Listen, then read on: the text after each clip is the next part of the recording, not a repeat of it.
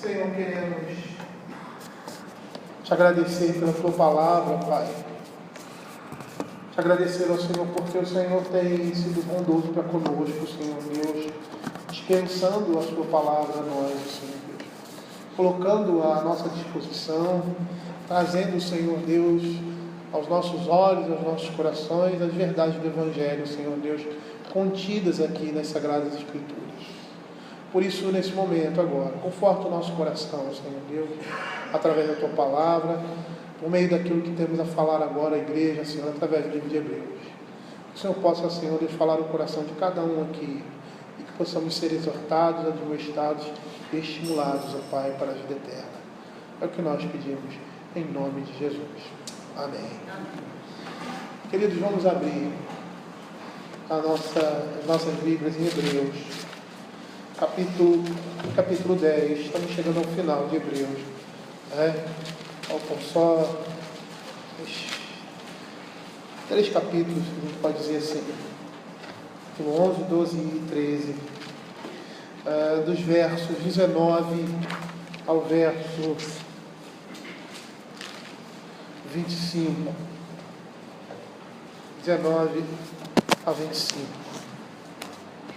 Diz assim: tendo, pois, irmãos, intrepidez para entrar no Santo dos Santos, pelo sangue de Jesus, pelo novo e vivo caminho que Ele nos consagrou pelo véu, isto é, pela sua carne, e tendo grande sacerdote sobre a casa de Deus, aproximemo-nos com sincero coração, em plena certeza de fé, tendo o coração purificado da má consciência, lavado o corpo com água pura.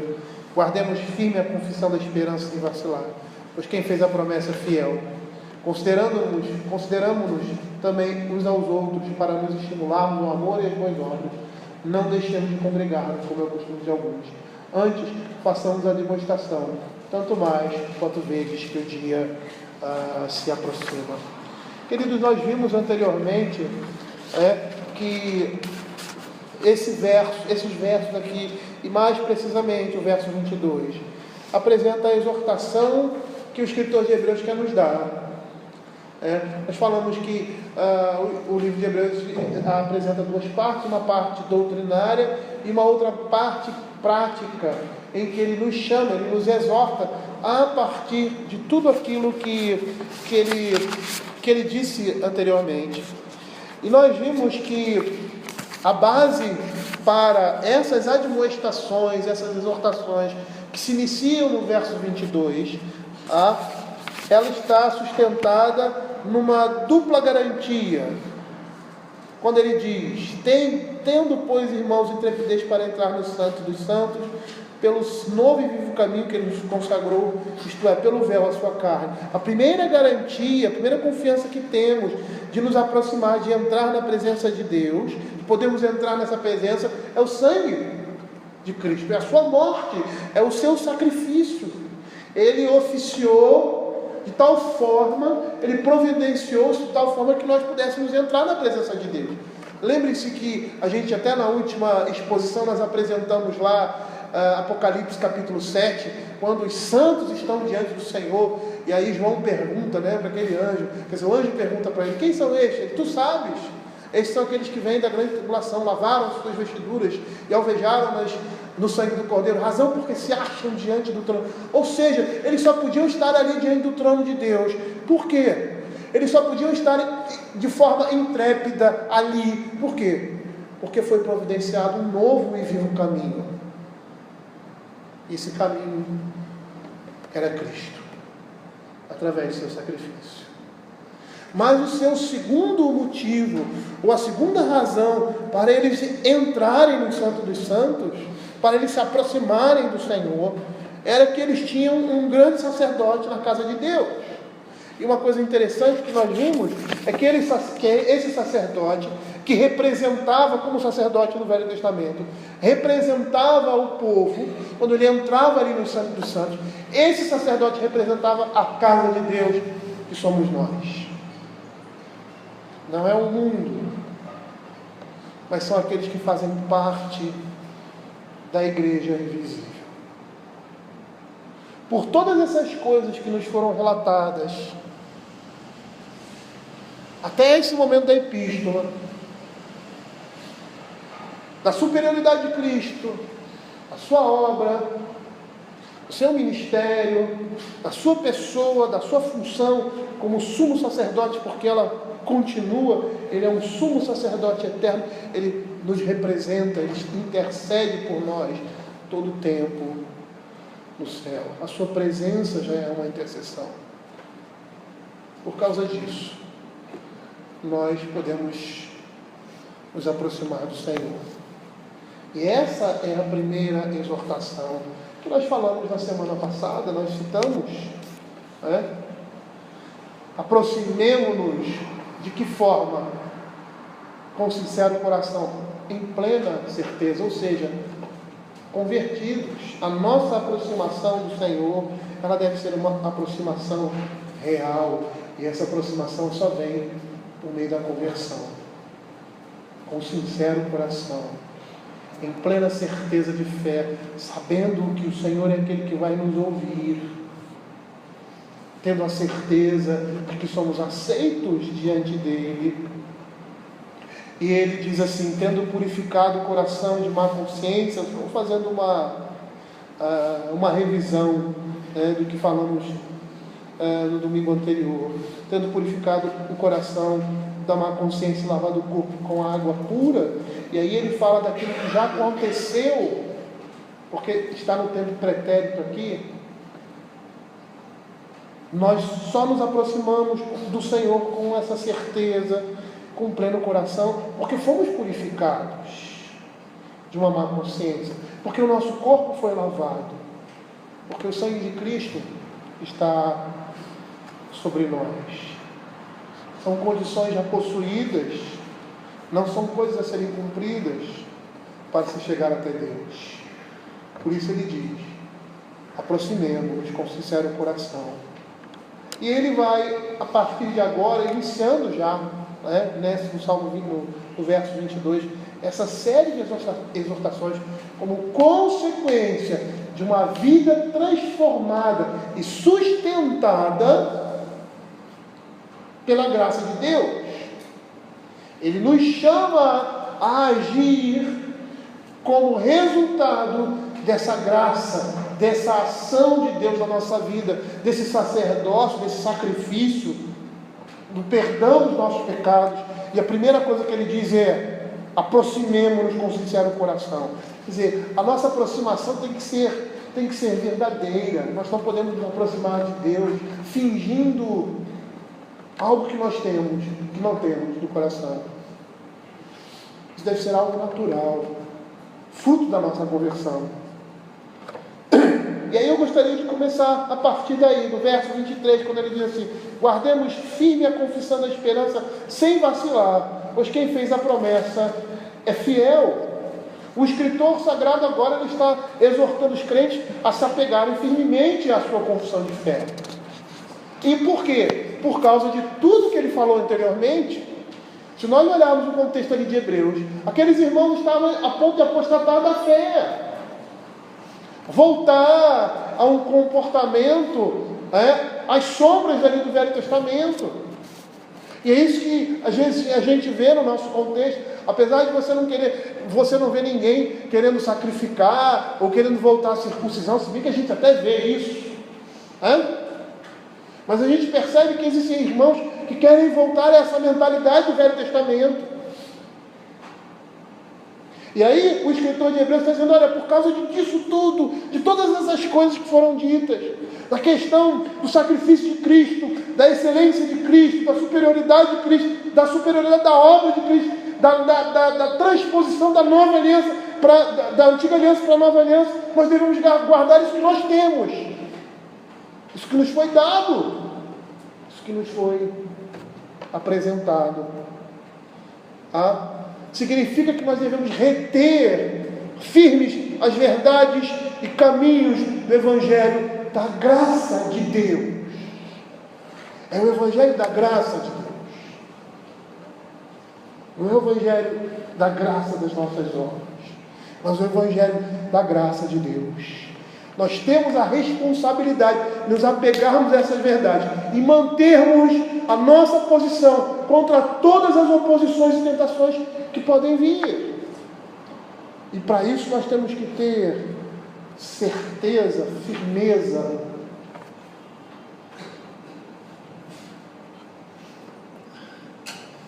daquilo que cremos na palavra do Senhor. Por quê? Porque o inimigo das nossas almas, os nossos inimigos espirituais, farão o que puderem para arrancar a nossa fé, para arrancar a esperança, para arrancar a santidade e para arrancar o conforto que a palavra de Deus nos dá das nossas mãos. O apóstolo Paulo, falando dessa batalha, lá em Efésios capítulo 6, verso 12, ele diz assim: porque a nossa luta não é contra o sangue nem contra a carne, e sim contra principados e potestades, contra os dominadores desse mundo tenebroso, contra as forças espirituais do mal nas regiões celestes. A nossa luta é espiritual, porque os nossos inimigos são espirituais.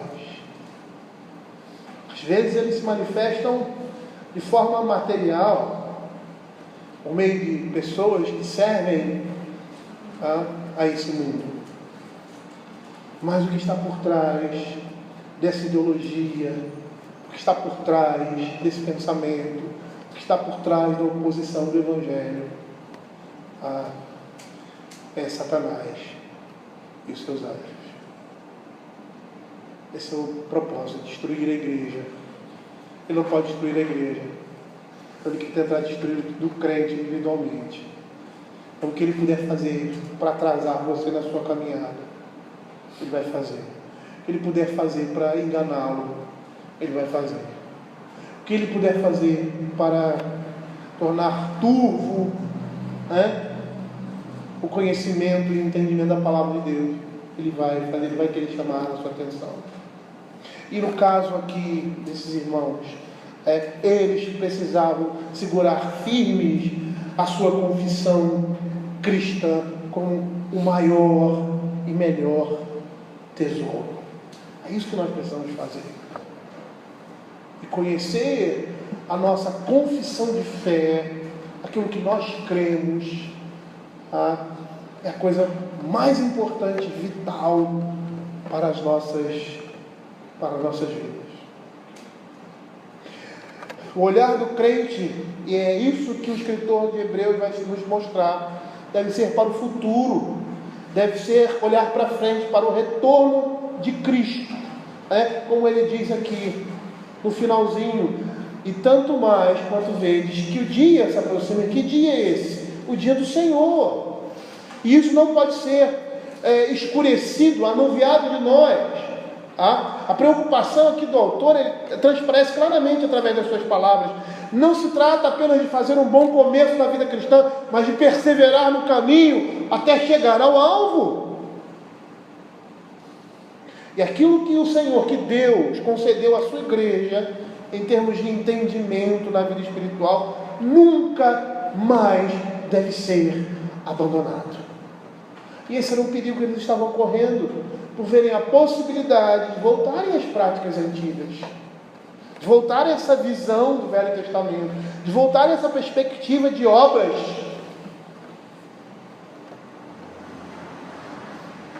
Calvino, ao comentar esse verso, ele diz que o autor sagrado está a induzir os judeus à perseverança, a perseverarem na fé.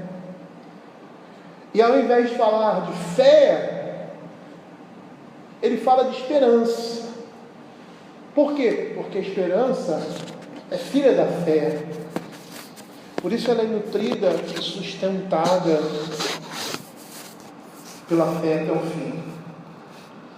Além do mais, a fé vai demandar uma confissão, visto que não há genuína fé, a menos que demonstremos essa fé diante dos homens.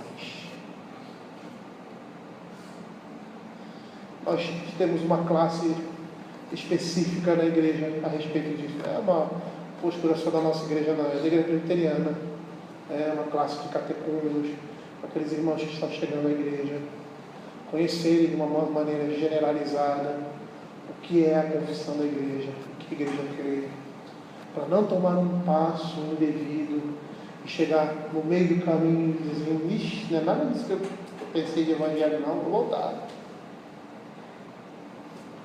É.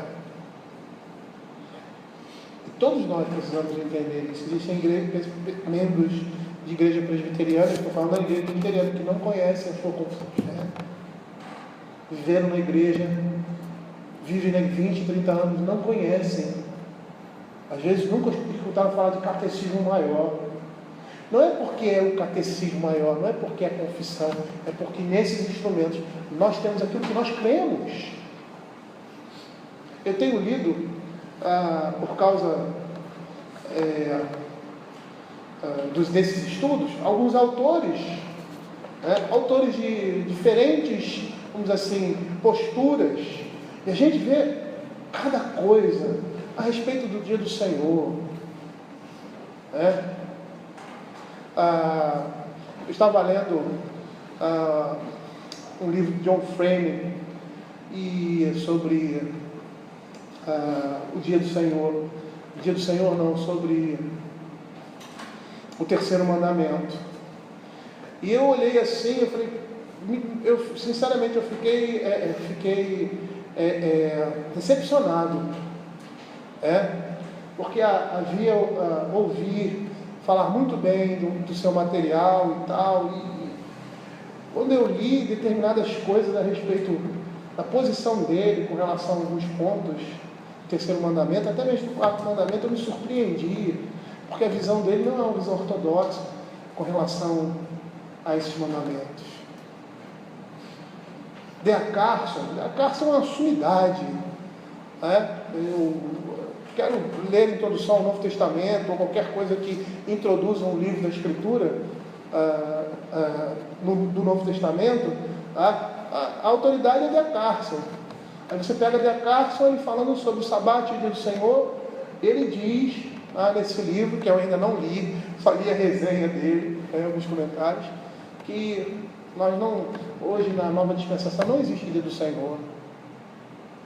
Gente, se nós não estivermos convictos daquilo que a palavra de Deus fala, convictos da nossa confissão de fé, nós vamos nos deixar levar por essas coisas.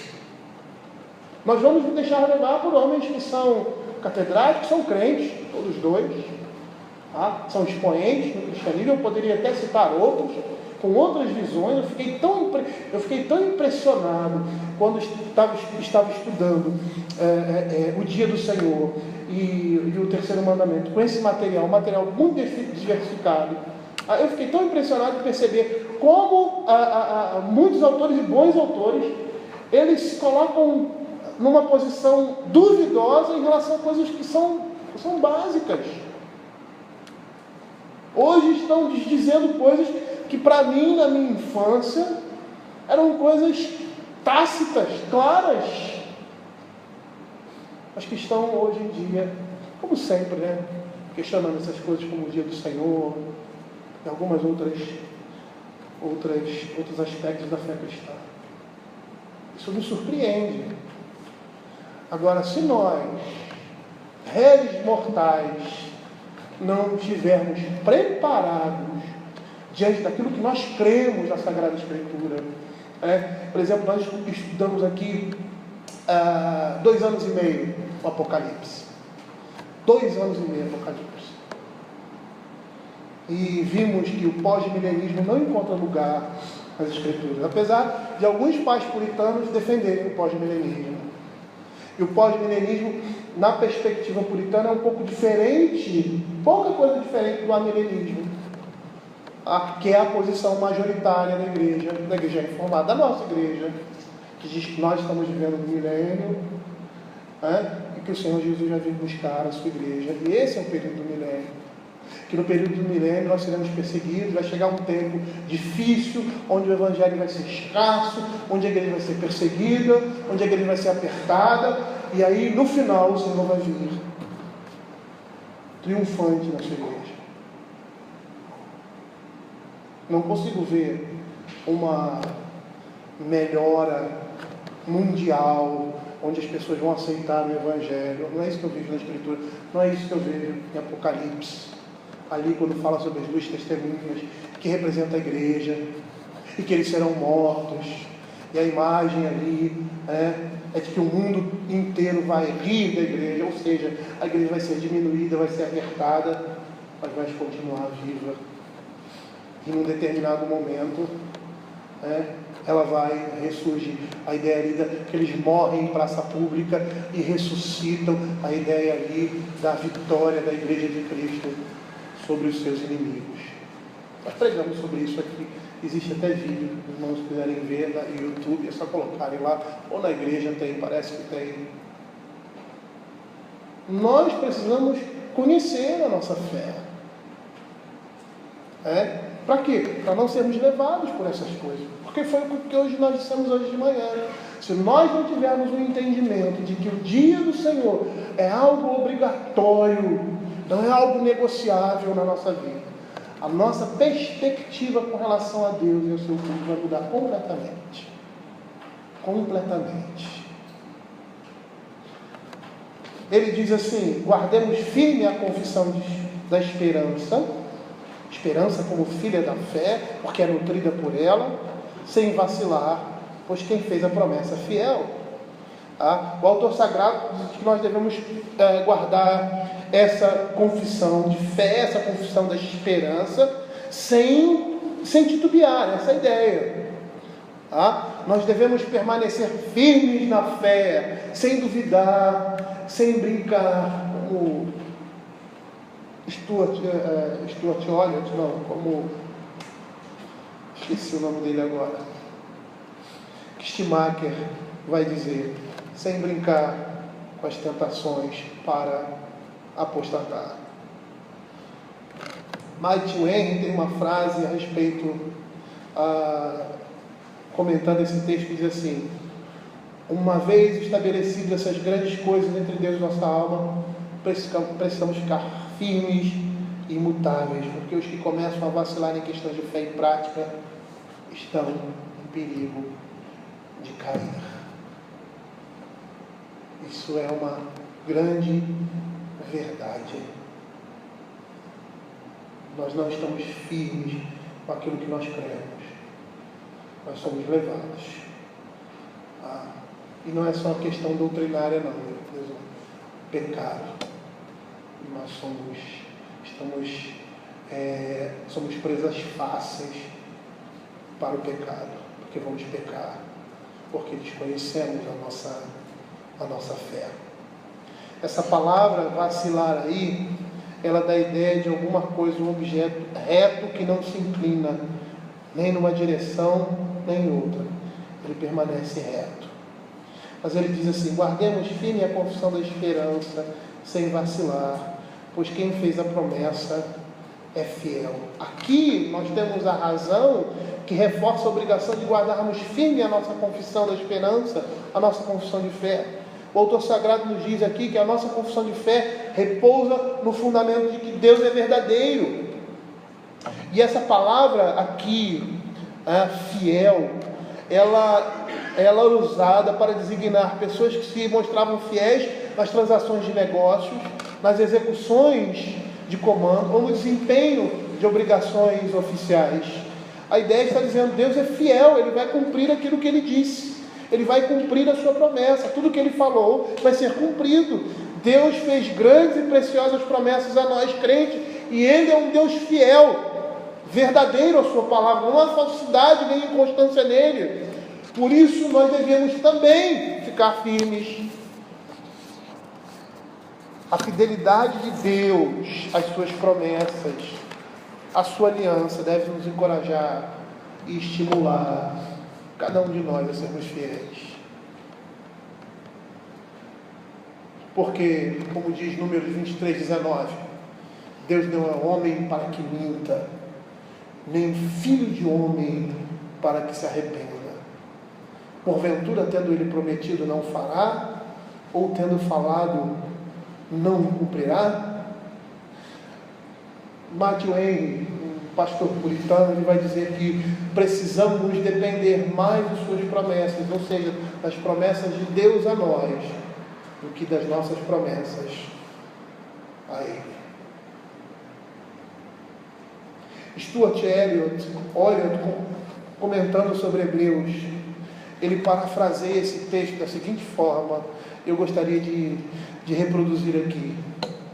Não é hora de afrouxar o pulso, vacilar na fé ou ceder à tentação de voltar atrás para as sombras do Antigo Testamento, que prometiam muito, mas nada faziam. Não. Este é o tempo de ficarmos firmes. A antiga aliança despertava expectativas, mas não as realizava. A nova aliança é diferente. Não nos decepciona, porque foi inaugurada por aquele que não pode mentir. Por isso eles não poderiam voltar. Trazer para o nosso contexto, existem muitos irmãos nossos que se deparam com a fé reformada, acham bonita, acham interessante, e depois de um momento, quando essa fé começa a apertá-los na sua responsabilidade, eles vão embora.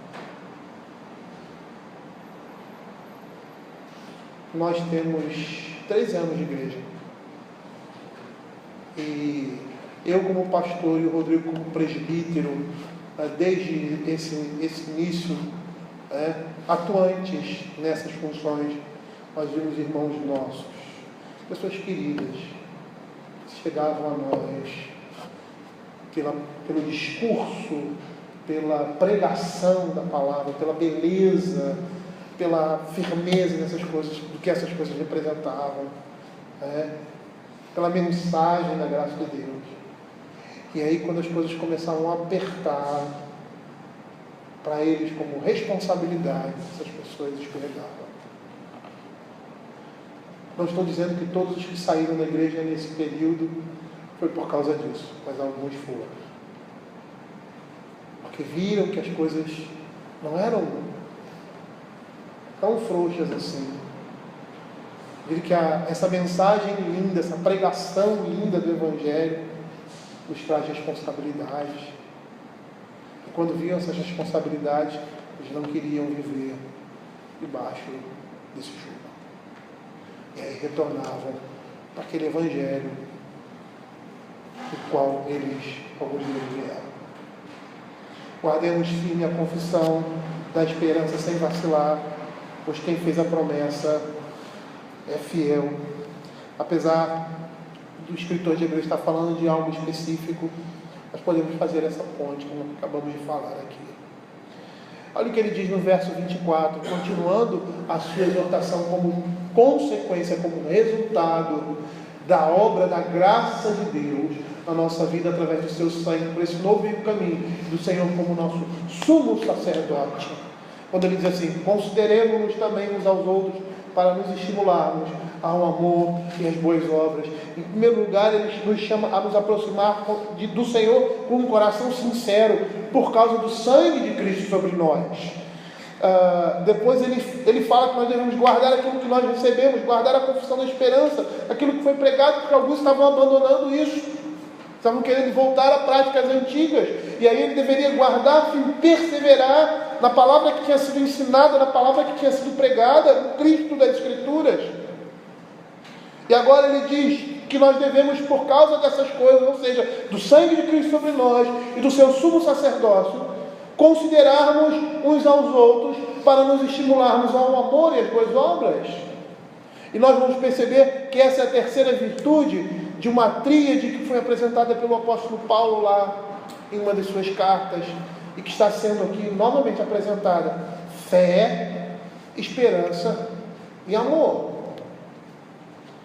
O autor sagrado nos chama a considerar cuidadosamente como nós podemos estimular nossos irmãos ao amor e às boas obras. Que Schumacher, em seu comentário de Hebreus, ele chama seus leitores a colocarem as suas mentes para funcionar, a fim de encontrar maneiras de provocar nos seus irmãos situações em que aumentem as suas expressões de amor, que resultem em fazer obras nobres. E esse é o resumo da lei. Ame ao seu próximo como a si mesmo. Aquelas pessoas estavam sendo chamadas, a igreja está sendo chamada a se aproximar de Deus com sincero coração, a guardar firme a palavra do Senhor, a confissão sem vacilar, a considerar uns aos outros, ou seja, a olhar para o nosso irmão, a olhar para a igreja e pensar assim: o que eu preciso fazer para estimular no meu irmão o amor e as boas obras? Por quê? Porque ações feitas em amor para com o próximo vão honrar a Deus. Quando nós guardamos, queridos, e cumprimos a segunda parte do resumo da lei, na verdade nós estamos guardando e cumprindo a primeira parte dessa lei. Nós estamos amando ao Senhor. Amando ao Senhor de todo o nosso coração, de toda a nossa alma e de toda a sua mente, como diz lá Mateus capítulo 22, verso 37. Nós precisamos ter uma afetuosa e sólida consideração e preocupação uns pelos outros. Isso deve ser característico na Igreja de Cristo. Não é o pastor que deve se preocupar com os membros, não é os presbíteros, não são os diáconos, não são os professores de escola dominical, não é aquele que toma conta daí, não, somos todos nós devemos zelar uns pelos outros, nos preocupar uns com os outros. Às vezes a igreja esquece dessa função que nós temos. Não é só o pastor da igreja que tem que estar atento a essas coisas. Às vezes ele não é nem tão atento assim, ele tem que ser chamado a atenção por outros irmãos. Mas isso é o que deve acontecer na igreja de Cristo. Nós devemos considerar com carinho as diversas necessidades, fraquezas e tentações dos nossos irmãos, com o intuito de provocar neles o quê? O amor e as boas obras. É através do exemplo. É através do nosso exemplo, estimulando-nos mutuamente a amarmos mais a Deus e a Cristo, a realizarem todas as atribuições do amor cristão, tanto ao corpo quanto à alma. É através do exemplo. E como essas coisas são inspiradoras na igreja.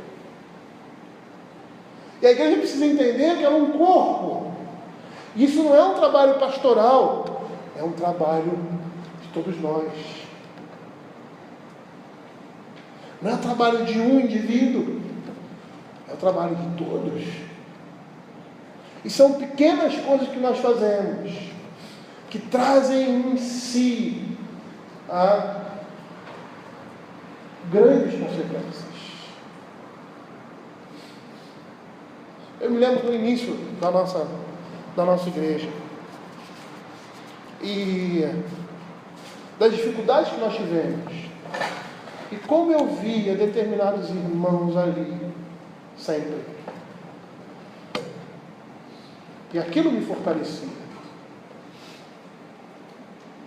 Começando um trabalho, como nós começamos, na casa de uma pessoa, onde aparecia às vezes um ou outro, você via que as pessoas, muitos não estavam interessados, estavam ali só por convite, mas a palavra estava sendo pregada, e como a presença do seu amigo da dona Ellen fazia diferença no meu ministério.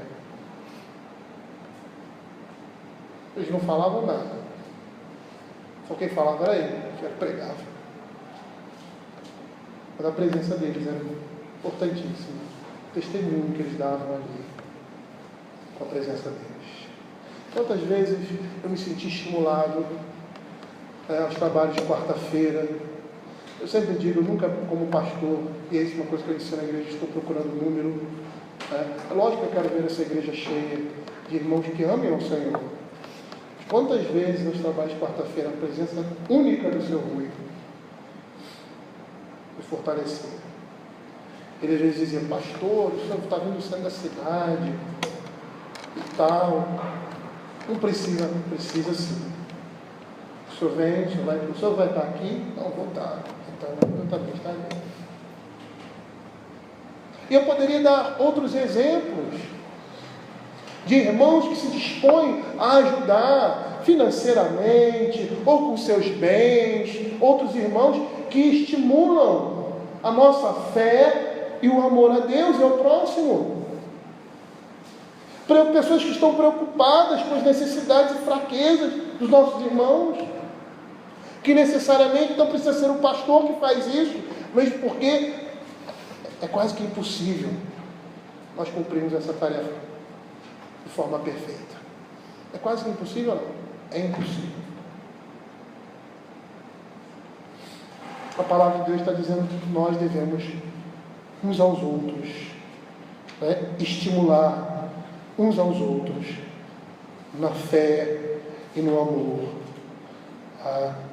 estimulando mutuamente através dos nossos exemplos, das nossas ações, da nossa fidelidade, amarmos mais a Deus e a Cristo, estimulando outros irmãos a realizarem atribuições de amor cristão em relação aos crentes. Matthew Henry vai dizer que esse estímulo se dá por um bom exemplo. Pois esse é o melhor e mais eficiente estímulo ao amor e às boas obras. Ele vai dizer também que esses são os meios prescritos para impedir, olha como é importante, a apostasia e para promover nossa fidelidade e perseverança. Consideremos-nos também uns aos outros para nos estimularmos ao amor e às boas obras. Não deixemos de congregar-nos, como é o costume de alguns. Antes façamos admoestações, e tanto mais quando vedes o dia se aproxima. Esses são meios prescritos para impedir, esses dois últimos versos, segundo Matthew Henry, para impedir a nossa apostasia e promover a fidelidade e a perseverança no meio da igreja. Aí nós passamos para a última admoestação aqui, né? Não deixemos de congregar-nos, como é o costume de alguns. Antes façamos admoestações, tanto mais quanto vedes que o dia se aproxima. É muito peculiar, isso significativo também, esse texto cair no momento em que nós estamos estudando o dia do Senhor. As coisas que nós temos falado, temos dito a respeito do dia do Senhor e da nossa obrigação de estarmos na casa de Deus. O pastor não é policial, e como nós falamos hoje, a questão de, às vezes você não está no culto no dia do Senhor, há uma justificativa plausível, é você que vai dizer se essa justificativa é plausível ou não. Mas a preocupação do ministro é saber que a falta de compromisso com esse dia leva mais adiante a falta de compromisso com Deus. Por quê? Por causa de um afastamento, por causa de um esfriamento na fé. Quando o nosso olhar não é um olhar bíblico a respeito desse dia, a nossa fé vai ser distorcida, porque é nesse dia que nós somos edificados, é nesse dia que nós somos ministrados, é nesse dia que Deus fala de forma especial à sua igreja, porque Ele assim determinou. E não tem nada a ver com quem está na frente, não. Tem a ver com aquilo que se fala, com o que está sendo proferido, porque é a palavra de Deus, aquela que transforma. E é onde Deus pactualmente se relaciona com o seu povo. É no culto do dia do Senhor. Ele diz assim: não deixemos de congregar-nos, como é o costume de alguns. Antes façamos admoestações, tanto mais quanto vezes o dia se aproxima. Para que Schumacher, uma das principais indicações da falta de um amor cristão para com Deus e com o próximo é a ausência do serviço cristão. E o serviço cristão é esse. Uma vez eu estava pregando sobre 1 Coríntios, capítulo 15, verso 50, os últimos versos, até 54, 51. Esse é o último verso do capítulo 15. Aí dizendo que no Senhor o nosso trabalho não é vão. Muitas pessoas olham aquele texto ali e pensam que é um trabalho físico que nós fazemos na igreja, que é o trabalho das sociedades internas, ou entidades internas, como eu gosto de falar, trabalhos, o envolvimento físico. Não tem nada a ver com isso, porque naquele tempo não tinha nada disso. É o serviço cristão. Como é que o serviço cristão se dá? De duas formas: as tábuas, a Deus e ao próximo. Serviço a Deus é de que forma? Adoração, o culto. E ao próximo, a comunhão, o relacionamento que você tem com esses crentes no dia do Senhor e fora dele. E é isso que ele vai dizer aqui. É nessa perspectiva que ele diz assim: não deixemos de congregar-nos, como é o costume de alguns. É da vontade de Cristo que os seus discípulos tenham comunhão. Isso se dá por meio de quê? De reuniões particulares para conversas e orações. Ou seja, a igreja se reúne aqui para orar. O crente deve estar junto, deve aproveitar esse momento. A igreja se reúne aqui para ser instruída. Os crentes devem estar juntos. Aqueles irmãos que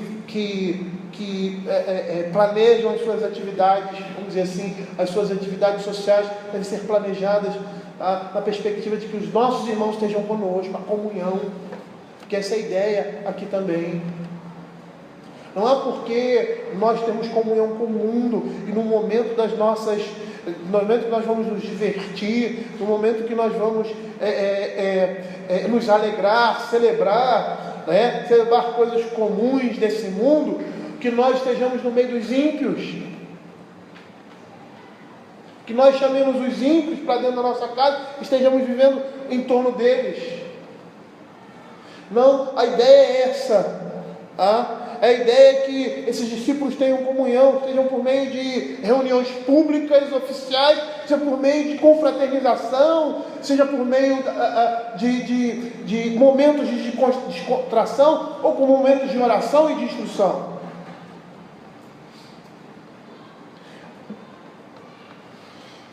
Por meio dessas reuniões públicas, nós devemos estar reunidos como igreja para ouvir e participar de todas as ordenanças da adoração do culto cristão. Parece que no tempo dos apóstolos, algumas pessoas desprezavam essas reuniões cristãs para adoração e para edificação mútua. E o que aconteceu? Eles começaram a apostatar da própria religião. Se você vê lá o nascedouro da igreja, em Atos capítulo 2, você vai ver o que eles diziam. E perseveravam, verso 42, na doutrina dos apóstolos e na comunhão, no partir do pão e nas orações. Todos os que creram, verso 44, estavam juntos e tinham tudo em comum. A ideia aqui não é só a ideia de culto, não. Mas a ideia também, no momento de recreação, no momento de diversão, os crentes estavam juntos. Por quê? Porque a comunhão dos santos é uma grande ajuda e privilégio e um bom meio de firmeza e perseverança. Você já percebeu a responsabilidade que você tem de se aproximar das pessoas da igreja? É lógico que a gente não vai conseguir se aproximar de todo mundo, né? Mas você manter uma amizade, você escolher alguma pessoa e formar ali, vamos dizer assim, um grupo social, vamos dizer assim, naqueles momentos de entretenimento, esses irmãos fazerem parte constante, esse ou outros, ali, desses momentos. Por quê? Porque nós precisamos disso. Nós temos essa necessidade. E de uma certa forma estaremos discipulando um ao outro, porque o nosso assunto sempre se volta para a mesma realidade, que é Cristo. Por mais que nós não estejamos nos reunindo com esse propósito, estamos ali nos reunindo para jogar, para almoçar juntos, para conversar, para bater um papo, para ir no parque de diversão com os nossos filhos, com os filhos dos nossos irmãos, quem tem filho pequeno, geralmente é assim, né? Quem tem filho pequeno se junta com pessoas que têm filho pequeno e tal, aquelas coisas que são comuns às organizações sociais, as relações entre os homens, que nós façamos isso com os nossos irmãos, que nós nos envolvamos com os nossos irmãos, e assim estaremos juntos e estimulando uns aos outros a perseverarmos na fé.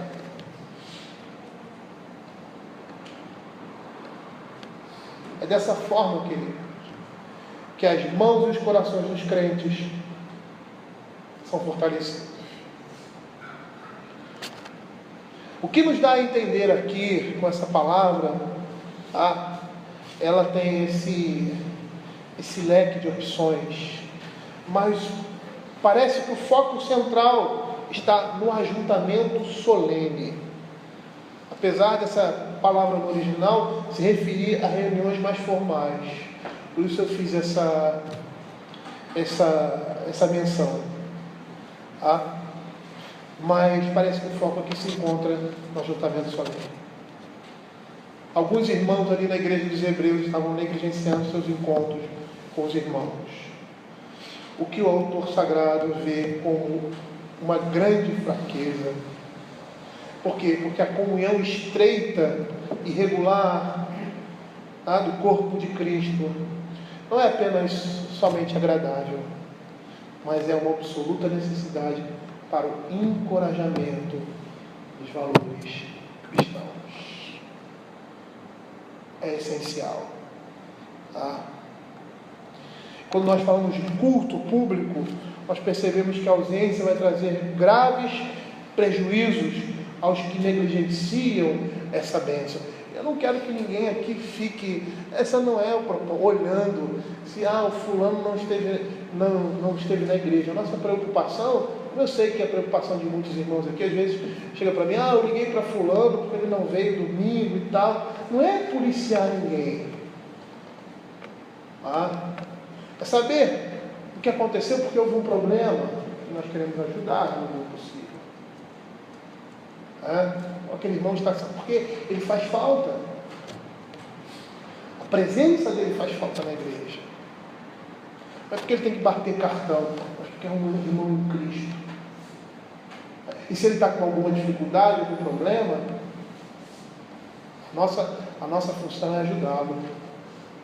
Porque entendemos que o dia do Senhor é uma necessidade de todos nós. Porque entendemos que o dia do Senhor é um dia que deve ser adorado, deve ser desejado. E que você como crente, eu como pastor, vou ser sincero com vocês, me sinto debilitado e entristecido quando às vezes vejo que alguns irmãos não estão presentes na igreja, não por um motivo justificável, mas por qualquer outro motivo que não seja justificável, que mostre a nossa negligência ou indolência com relação a esse dia. Isso me entristece. E a única coisa que eu posso fazer é, além de instruir pessoalmente, pregar para a igreja a respeito disso. Eu falo eu e alguns membros da igreja, viemos de um contexto em que o dia do Senhor não era ensinado.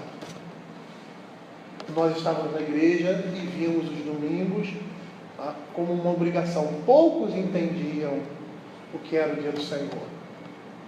Poucos entendiam o que era o dia do Senhor. E quando esses entendem que é o dia do Senhor, quando eles não estão na igreja, porque alguma coisa aconteceu que os impossibilitou de estarem aqui, porque eles têm o desejo de estarem adorando o Senhor em culto e adoração. É isso que a palavra de Deus nos fala, é isso que a palavra... E por que nós falamos sobre isso? Nós falamos sobre isso porque queremos a saúde dos irmãos. Porque a palavra de Deus fala da importância de guardar esse dia. Porque desejamos que esses irmãos estejam, a igreja como um todo, esteja plenamente consciente dos seus deveres para com o Senhor. Queremos a maturidade no meio do povo de Deus, entendendo qual é a vontade de Deus para as nossas vidas.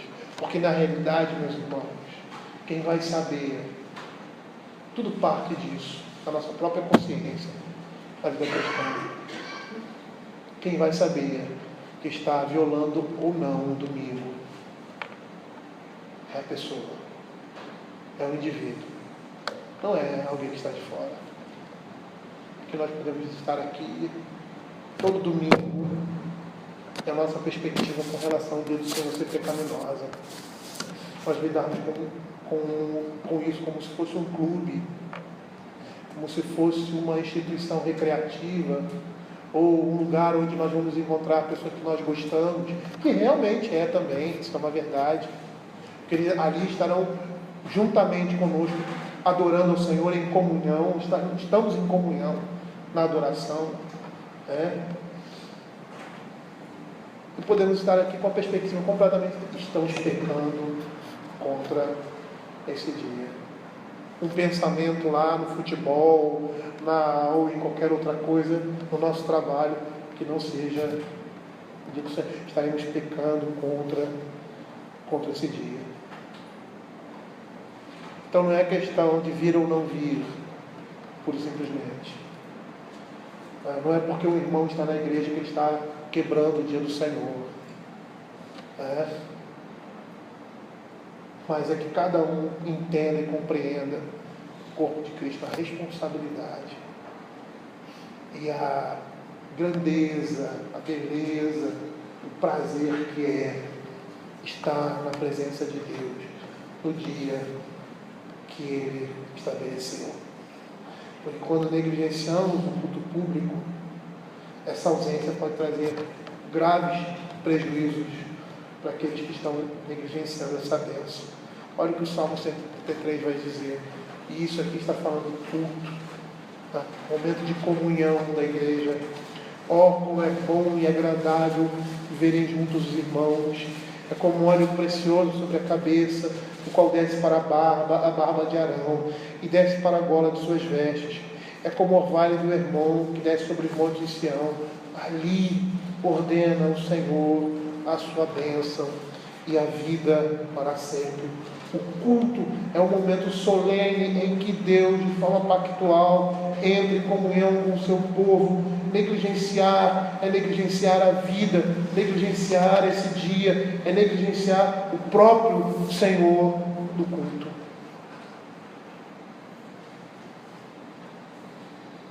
É dar oportunidade à apostasia. Não quer dizer que eu vou faltar um dia ou dois, e aí eu vou apostatar. Não é. Isso é um processo. Nós percebemos o que aconteceu ali com Israel. Nós vamos ver que passaram-se algumas centenas de anos até eles serem desterrados, exilados, na Babilônia principalmente, e serem também desterrados, exilados na Síria. E qual foi o pecado deles? Um deles, a quebra do dia do Senhor, que gerou idolatria.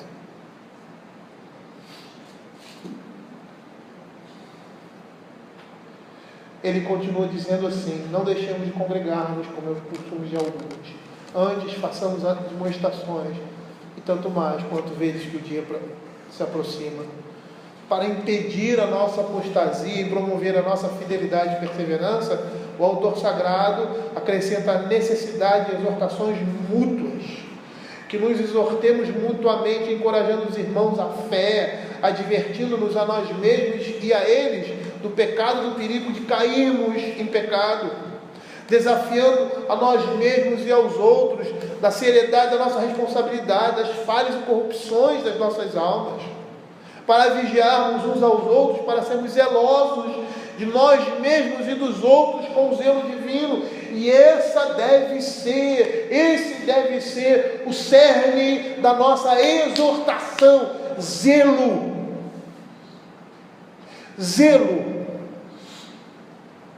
Porque se não houver zelo, não existe exortação. Se não houver amor, não existe exortação. É preferível ficar calado e ver o seu irmão pecar do que chamar a sua atenção com outra intenção que não seja a edificação na vida daquele irmão.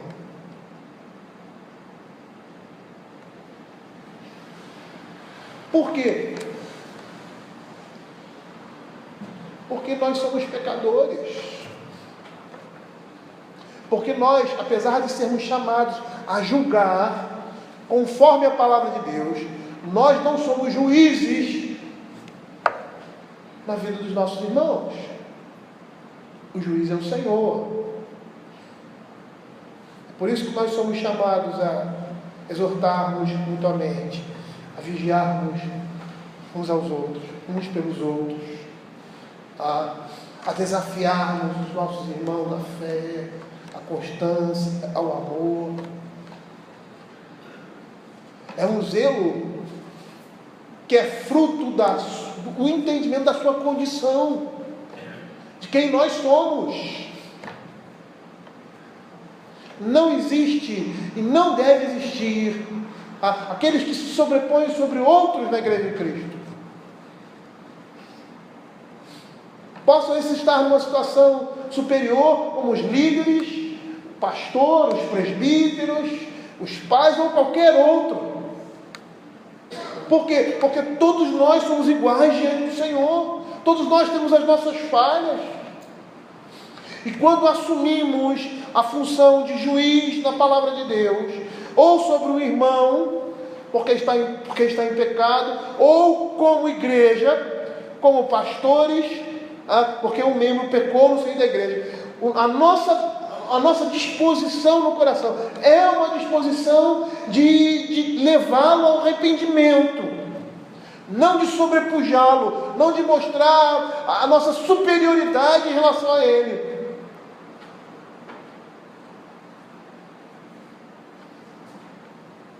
Não pode ser assim na igreja de Cristo. Por mais enérgico que sejamos, às vezes precisamos ser.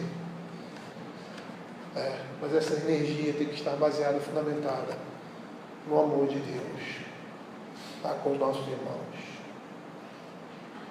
Olha quantos textos da Escritura vão falar sobre essa responsabilidade de exortação mútua. Hebreus capítulo 3, verso 13. Abre aí a palavra de Deus. Olha o que a Escritura vai nos dizer.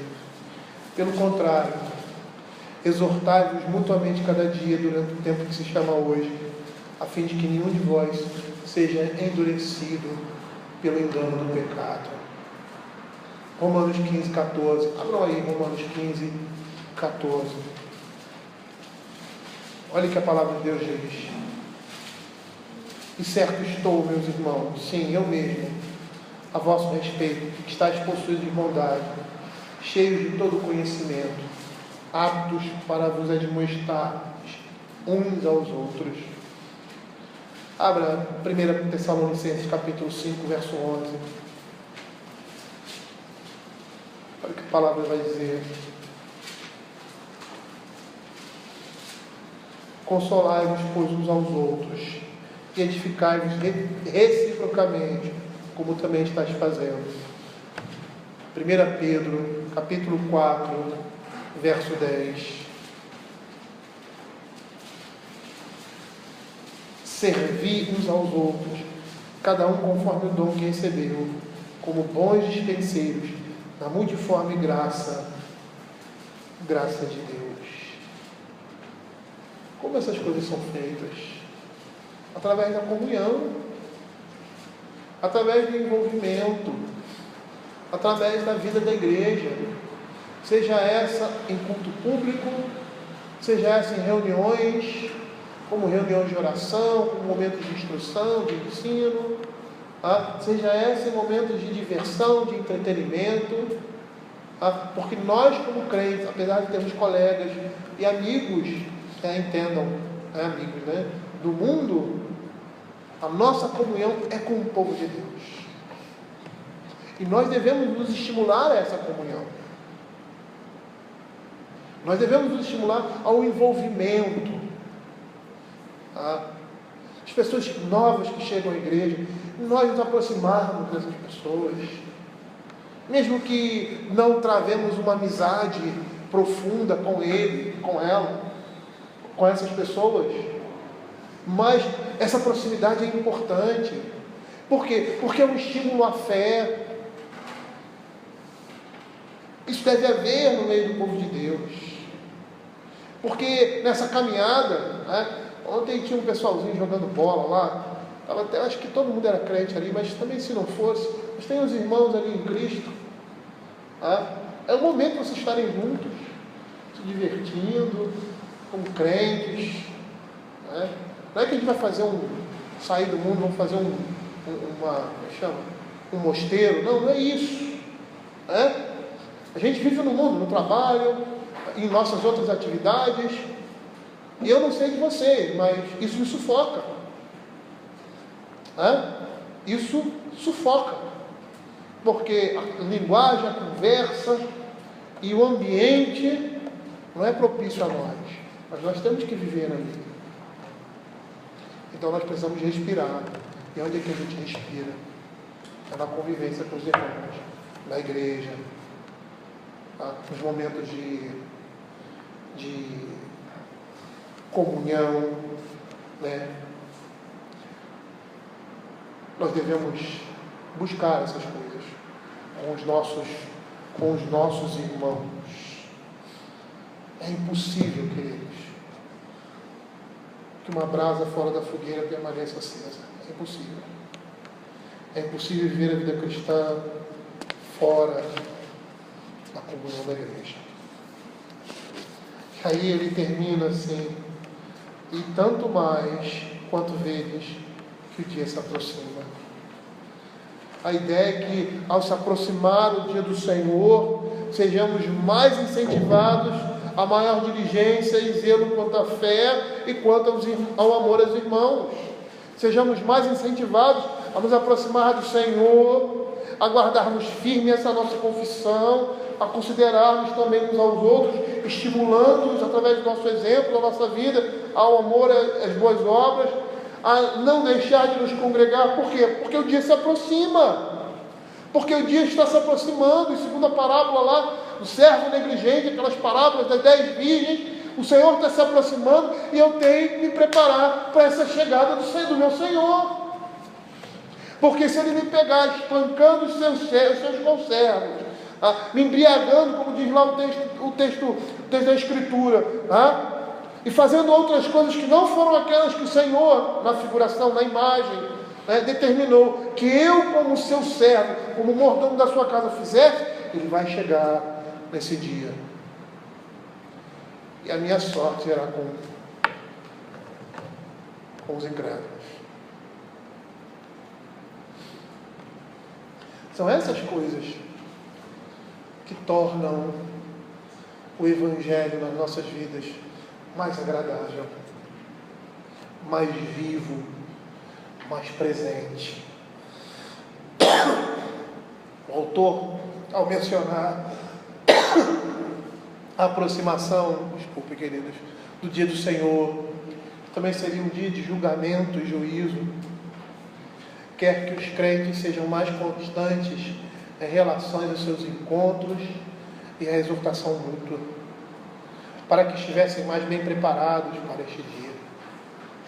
Matthew Henry diz que há um dia de provação vindo para todos nós, o dia da nossa morte, e devemos observar todos os dias os sinais de sua aproximação e aproveitar para a maior diligência e vigilância no serviço a Deus.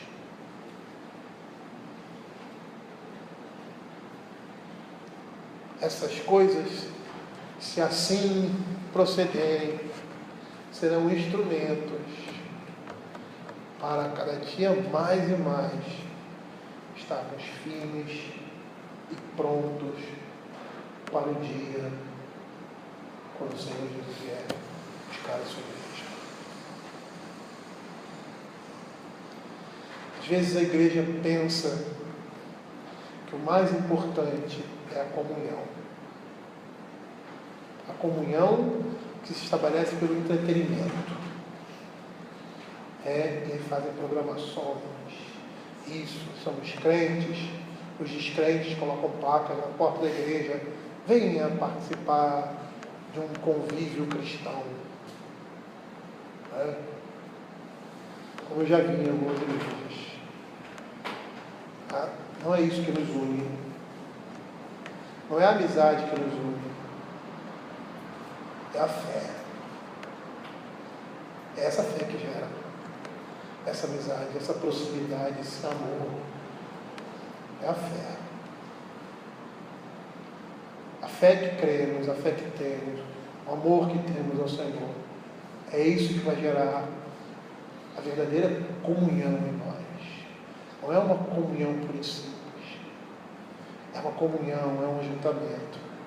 Para estímulo mútuo, para consolo mútuo, para reforço nesse mundo, para a sustentação da nossa fé e do nosso bem-estar espiritual nesse mundo. Nessa quarta-feira nós estivemos lá na casa do Seu Rui. Seu Rui já lá em Niterói, já não era tão constante como sempre foi na igreja. Sempre foi. Eu nunca deixava de ir a nenhum dos trabalhos ordinários da igreja, que eram os cultos, as reuniões de orações, os estudos, nunca faltava. De uns tempos para cá, ele tinha conversado com o pastor, olha, as quartas-feiras era eu, Vitor, Sandra e ele, a reunião de oração. Ele falou, pastor, eu não vou poder vir mais às quartas-feiras, às vezes eu venho, às vezes não vou vir e tal, então eu sou... Porque às vezes chegava lá, só estava eu e ele, Vitor, por algum problema de trabalho, alguma coisa não vinha. Né? E ele, olha, pastor, não se prenda por mim. Tá? Eu falei, não, tem o Vitor e tem a Sandra e tal. E aí quando o Vitor e a Sandra causam um problema com a Débora, né? Aí também não podiam mais estar na quarta-feira, não tinha por que eu estar lá na igreja. Mas já naquele momento ele já tinha se afastado por causa de problemas de saúde. Não era tão constante aos domingos, né? Ele sempre ia nos cultos de manhã e nos cultos à noite. Esses 12 anos de igreja, congregação, ponto de pregação e igreja. E nesse último ano ele começou a aos problemas dele e da esposa dele, principalmente mais problemas da esposa. E agora com essa nossa mudança, né, ele se entristeceu muito e tal, falou, eu sei que foi o melhor para a igreja, eu fico triste porque fica distante aqui, mas eu também não podia ir, não tinha como estar sempre presente na igreja. E fomos lá fazer um trabalho, e isso de vez em quando vai acontecer. E fomos lá fazer um trabalho, e vocês tinham que ver os olhos, né, e o contentamento desse nosso irmão. De ter a presença dos irmãos, de cultuar conosco, de ouvir a palavra de Deus. Todas as vezes que eu estou lá, visitando o Seu Rui, porque nós fazemos isso constantemente, aí vou pregar a palavra, ávido por ouvir, desejoso por ouvir a palavra de Deus. E a forma que nós temos de estimulá-lo, a fé, é o compromisso diário com o Senhor na vida dele. Além dos exercícios devocionais pessoais de cada um de nós, e principalmente os dele. Mas nós, com a nossa presença, com a nossa visita, com a palavra que está sendo trazida, com os cânticos, estamos confortando o coração daquele irmão que por uma necessidade, um problema, não pode estar constantemente conosco aqui.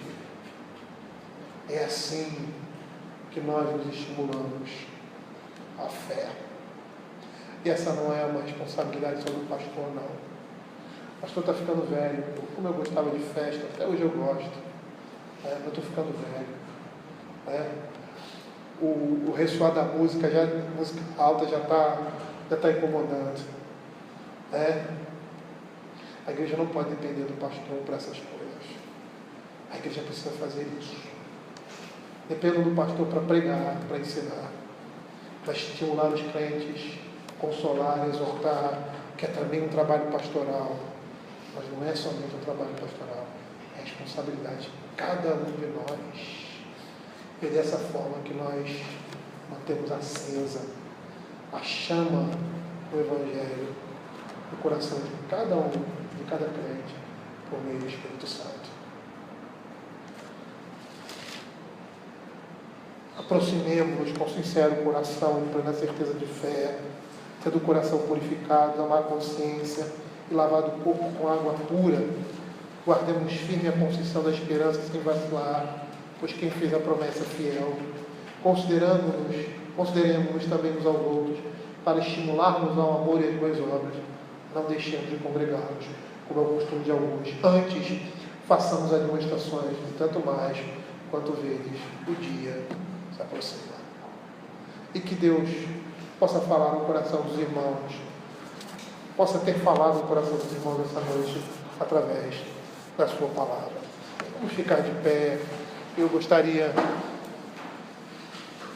terminar cantando